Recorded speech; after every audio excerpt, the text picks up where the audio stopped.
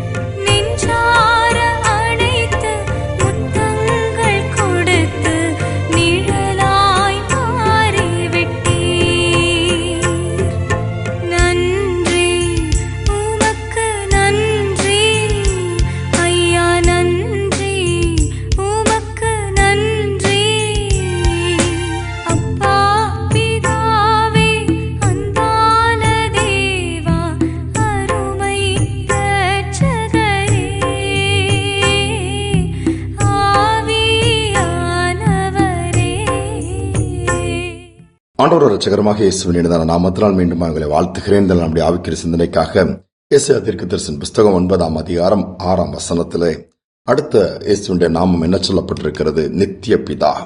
நித்திய பிதானா என்றென்றைக்கும் அவர் இருக்கிறவர், நித்திய காலமா இருக்கிறவர். அதான் நித்திய பிதா.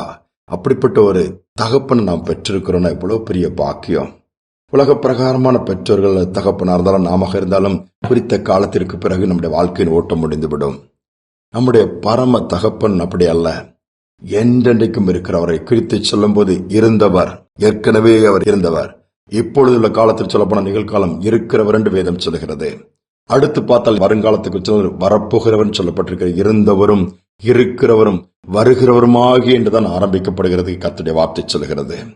இன்னைக்கு அநேக நேரத்தில் நம்ம சோர்ந்து போயிருந்தோம். நான் அனாதையா இருக்கிறேன், எனக்கு யார் இருக்கிறா? ஒருவேளை எனக்கு தகப்பன் இல்லாம வளர்ற பிள்ளைகள் யோசிப்பாங்க, எனக்கு அப்பா இருந்தாங்கன்னா நான் இவ்வளவு கஷ்டப்பட்டிருக்க மாட்டோம். நல்ல ஸ்கூல்ல சேர்த்திருப்பாங்க, நல்லா படிக்க வச்சிருப்பாங்க, நல்லா எனக்கு ஆலோசனை கொடுத்திருப்பாங்க.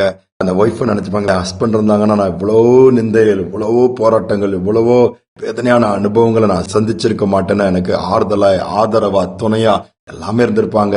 இன்னைக்கு நான் பரிதாபமான நிலைமையில ஒவ்வொரு நாளும் செத்து வாழ்கிறேன்னு சொல்றீங்களா? சிலர் சொல்லுவாங்க, என்ன பண்றது, இன்னைக்கு எங்க வீட்டுல ஒரு ஆம்பளையால் இல்ல, அதனாலதான் எல்லாரும் இந்த மாதிரி எல்லாத்தையும் எனக்குள்ளதை அபகரிச்சுட்டு போயிட்டாங்க, எங்களுக்குண்டு எதுவுமே இல்ல. கவலைப்படாண்டா, பரம தகப்பன் இருக்கிறாரே. பரம தகப்பன் ஆகாயத்து பட்சிகளை கவனித்து பார்க்க சொல்றாரு. ஏன்? அவைகளை கூட அழகா போஷிக்கிறார். அவைகள் விதைப்பதில்லை, அறுப்பதில்லை, அவைகளுக்கு களஞ்சியம் கிடையாது. பரமபிதா அவைகளை பிழைப்பூட்டுகிறாராம், காட்டு புஷ்பங்களுக்கு உடுத்து வைக்கிறாராம்.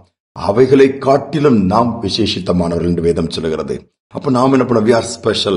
ஆண்டவர் நம்மை நேசிக்கிறார், நமக்காகவே தமது குமாரனை கொடுத்திருக்கிறார், நம்மை தொடர்ந்து நடத்த விரும்புகிறார், நித்திய காலம் நமக்கு தகப்பனா இருக்க விரும்புகிறார். அந்த நம்பிக்கைக்குள்ள கடந்து வாங்க. வந்துட்டீங்கன்னா போதும். நான் யாருமே இல்லைன்னு சொன்னீங்கன்னா ஆண்டவர் துக்கப்படுவார். நான் இருக்கிறேன்னு சொல்றாரு.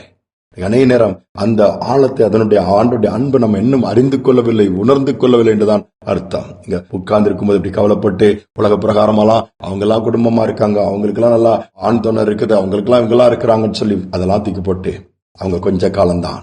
ஆனா நம்மளோட இருக்கிற பரம தகப்பன் நித்திய காலம். அவருடைய ராஜ்யத்துக்குள்ள, அவருடைய சமூகத்துக்கு போகும்போது அங்கேயும் அவர் தான் நமக்கு தகப்பன். யோசித்து பாருங்க, அவ்வளவு பெரிய பிதான் நமக்கு இருக்கிறாரு. சோ அதனால இந்த நாட்கள்ல முழுவதும் அவருடைய கரத்துல கொடுத்துருவோம். ஒரு கல்லறை தோட்டம் வழியா அப்படியே ஒரு மனுஷன் நடந்து போயிட்டு இருக்கிறாரு, ஒரு கர்த்தருடைய ஊழியக்காரன். ஒரு சிறு பிள்ளை உட்காந்து அழுதுட்டு இருக்குது அந்த கல்லறையில. ஏங்கி அழுது சோர்ந்து போய் கண்ணெல்லாம் உள்ள போய் காஞ்சி போனோமா, அப்படியே சாப்பிட்டே ரொம்ப நேரம் இருக்கும் பொழுது உட்காந்து ஒரு கிட்ட போய், என்னமா ஏமா அழுறான்னா, கிட்ட யாருமே இல்ல, எங்க அப்பா இறந்துட்டாங்க, அடக்கம் பண்ணி இருக்கிறோம். ஏமா நீங்க உட்காந்துக்க வீட்டுக்கு போனதுதானே? எனக்கு யாருமே கிடையாது, எங்க அப்பா தான் எல்லாம், அவங்களும் இறந்து போயிட்டாங்க, நான் என்ன பண்ண தெரியல, அனாதையா இருக்கிறேன்னு சொல்லி மற்றவங்க எல்லாம் சொல்லி பார்த்திருக்காங்க. அந்த பிள்ளை வரல, அழுதுட்டே இருக்கிறதுனால எல்லாம் போயிட்டாங்க. இப்ப அந்த ஊழியருக்கு மனசு ரொம்ப கஷ்டமாயிருச்சு. என்ன இப்படி ஆறுதல் பண்றது? சரி, நான் உனக்கு ஒரு காரியத்தை நான் காண்பிக்கிறேன். வேதத்தை எடுத்து அதுல இயேசுவை பற்றி சொல்லி கொடுத்து, கலாத்தியர் 4:6 அப்பா பிதாவேண்டு நாம கூப்பிடுகிற ஒரு நபர் இருக்கிறாரு, நாம அவருடைய புத்திரரா இருக்கிறோம். அதனால அந்த ஆண்டவரை பிடிச்சுக்கொண்டு அந்த பரலோகத்தின் தேவனை, தகப்பனை இன்ட்ரோடியூஸ் பண்ணி விடுறாரு, அறிமுகப்படுத்தி.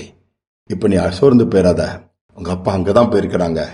இந்த பரம தகப்பனை நீ பிடிச்சிட்டினா ஒரு நாள் உங்க அப்பா இருக்கிற இடத்துக்கு நீயும் போகலாம். சோர்ந்து போகாதன்னு சொல்லி ஆறுதல் படுத்துறாரு, தைரியம் கொடுக்கிறாரு, ஆண்டவருடைய ராஜ்யத்தின் காரியங்களை போதிக்கிறாரு. அந்த பிள்ளைக்கு ஒரு நம்பிக்கை வருது. கல்லறை தொட்டு தொட்டு எழுந்தாலாம், நடந்து திரும்பி போக ஆரம்பிச்சாலாம். ஒரு தைரியத்தை அவள் பெற்றுக்கொண்டாள். யோசித்து பாருங்க, அநேக நேரத்துல நாம் அப்படித்தான் யாருமே நினைக்கிறோம். நாம் அநாதைகள் அல்ல, அநாதி தேவன் இருக்கிறாரு.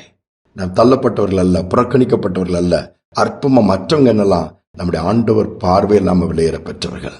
ஜெபிப்போம். அன்பின் தகப்பனே, நீ நித்திய பிதாவா இருக்கிறீங்கப்பா. நீங்க நித்தமா நடத்துறீங்க, அதற்காக ஸ்தோத்திரம். இந்த நாட்கள் ஒரு அநாதை போல இருக்கிற ஒவ்வொரு நாளும் வேலையின் காரியங்கள் அல்லது பிரயாணங்களின் காரியங்கள், குடும்பத்தின் காரியங்களை நினைக்கும் போது தனியால நான் போராடுறேன், தனி மனுஷன் நான் நிக்கிறேன். அல்லது என்னால தகப்பனா இருந்து கூட ஒன்னும் செய்ய முடியல. என் பிள்ளைகளுக்கு எவ்வளவோ காரியங்கள் நான் எதிர்பார்த்தேன், அது அப்படி நடக்கல.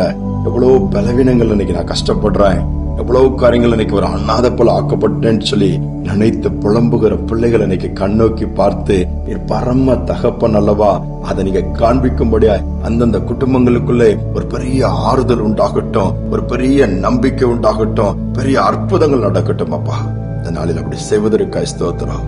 நீர் எல்லாமாக இருந்து வழி நடத்துங்க. கண்ணீரை தொடங்க, தைரியத்தை கொடுங்க.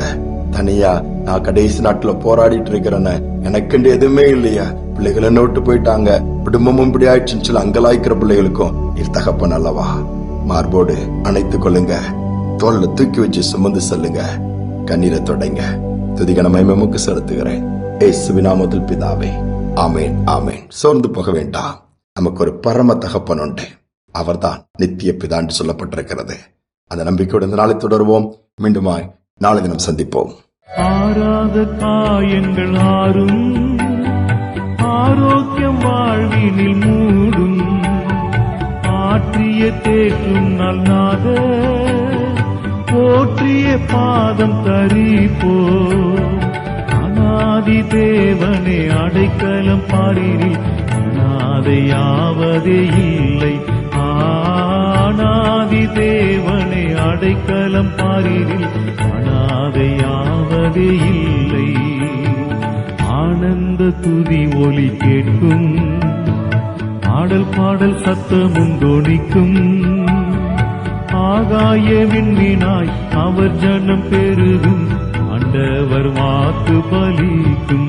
ஆகாய விண்மீனாய் அவர் ஜனம் பெருகும், ஆண்டவர் வாக்கு பலிக்கும்.